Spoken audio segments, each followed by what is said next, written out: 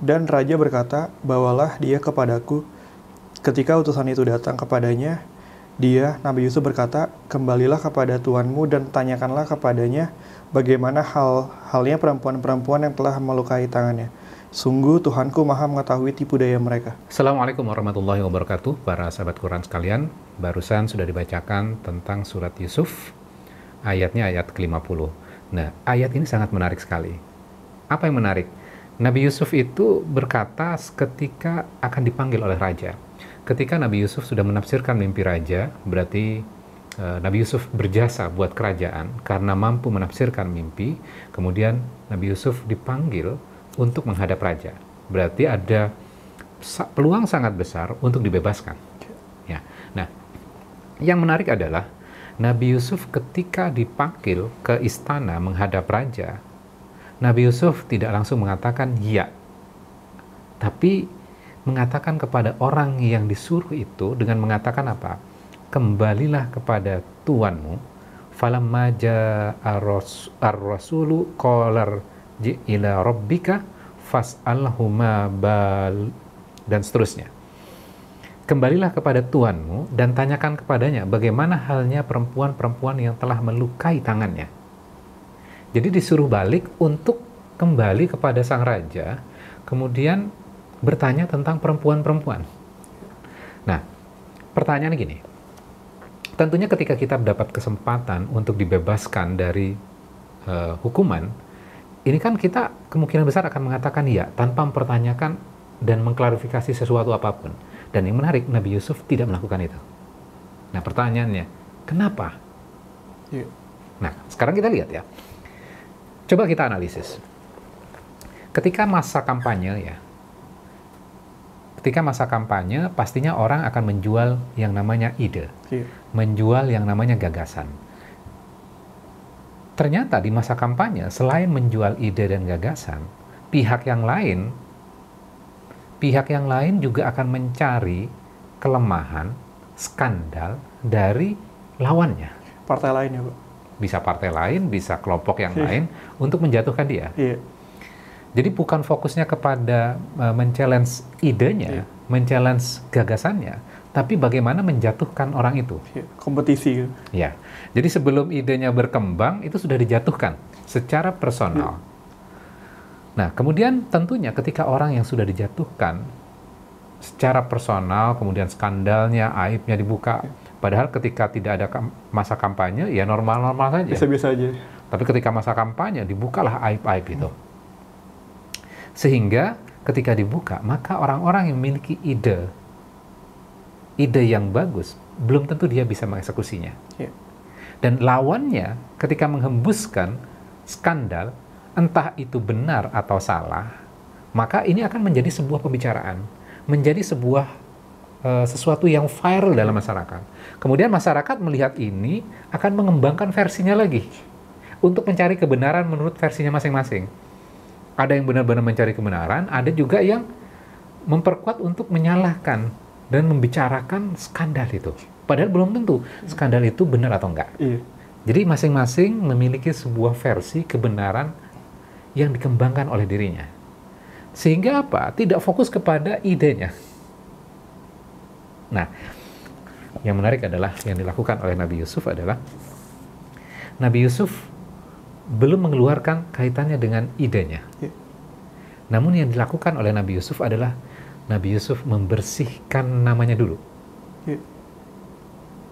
Logikanya gini, ketika Nabi Yusuf dibebaskan, kemudian diangkat dan memiliki sebuah ide, ketika skandal itu diungkapkan bahwa Nabi Yusuf pernah menggoda perempuan-perempuan itu, pengen melakukan keburukan kepada istri dari seorang pejabat di negeri Mesir.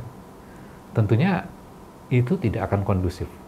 Menjustifikasi ya, Pak? Ya, yang dilakukan oleh Nabi Yusuf adalah, ya udah, clearance dulu itu, bahwa itu nggak benar, itu salah.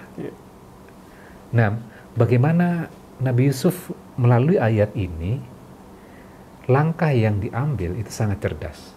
Membersihkan namanya dari skandal, karena skandal itu sesungguhnya tidak terjadi. Nabi Yusuf tidak melakukan itu, Nabi Yusuf hanya difitnah. Maka Nabi Yusuf perlu untuk mengklarifikasi itu. Sehingga apa? Ketika nantinya akan bebas, diangkat menjadi orang yang penting di istana, maka orang sudah tidak punya bahan untuk mendiskusikan atau memfitnah Nabi Yusuf kaitannya dengan kejadian yang menjadi sumber fitnah itu. Luar biasanya ayat ini. Kemudian di penghujung ayat ini yang menarik lagi. Di penghujung ayat ke-50 ini, inna rabbi bikaidihinna alim. Sesungguhnya Tuhanku dengan tipu daya mereka mengetahui.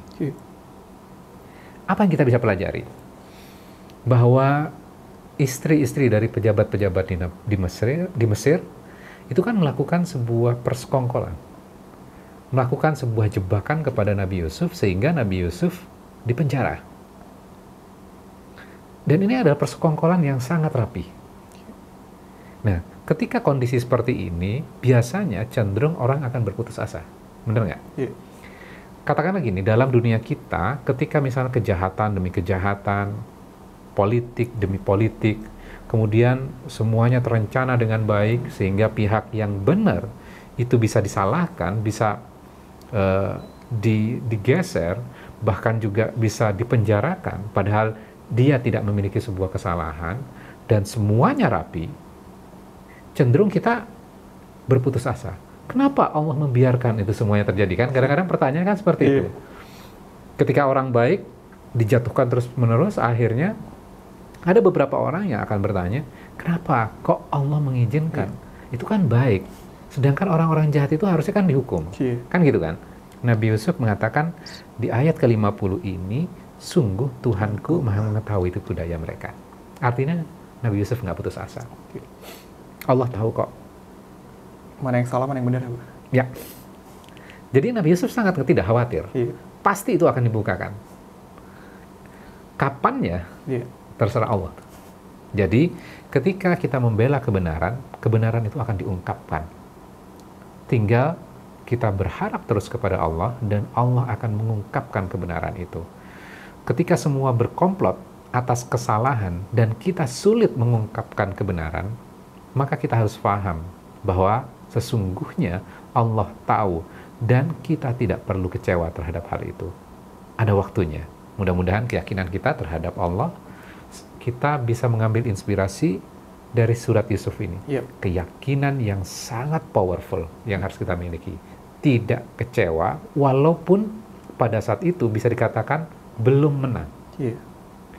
Mudah-mudahan satu ayat di dalam surat Yusuf ini memberikan sebuah inspirasi bahwa mengclearance nama baik itu penting. Itu penting. Dan itu yang dilakukan oleh Nabi Yusuf.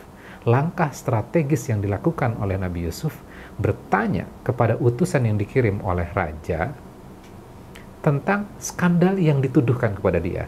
Untuk apa? Untuk ini dibersihkan. Ketika ini dibersihkan, maka Nabi Yusuf punya kesempatan untuk mengeksekusi ide-ide yang sudah dimiliki oleh Nabi Yusuf. Dan nantinya ketika dibebaskan dari penjara, maka Nabi Yusuf akan diangkat menjadi orang yang penting di istana. Sehingga akhirnya Nabi Yusuf bisa mengeksekusi idenya dengan baik. Mudah-mudahan ini bisa menjadi inspirasi untuk kita semuanya. Wassalamualaikum warahmatullahi wabarakatuh.